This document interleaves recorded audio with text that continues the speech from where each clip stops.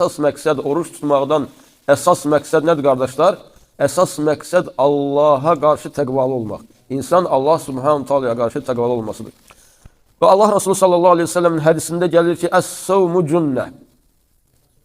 Oruc qalxandır. Oruc qalxandır.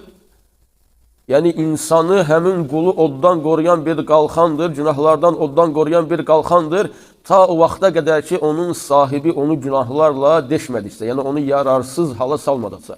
Qalxan nədir? Qalxan insanı döyüşlərdə ona atılan oxdan, nizədən qoruyan bir döyüş sursatda, döyüş silahıdır. İnsanı qoruyur döyüşdə. Və eləcə də oruc insanı günahlardan və cəhənnəm ateşindən qoruyan bir qalxandır.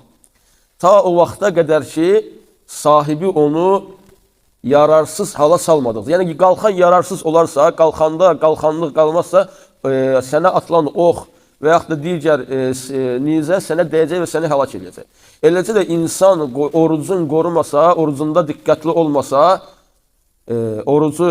həmin oruc yararsız hala, yəni qalxanı yararsız hala düşəcək və cəhənnəm odundan qorunmuş olmayacaq.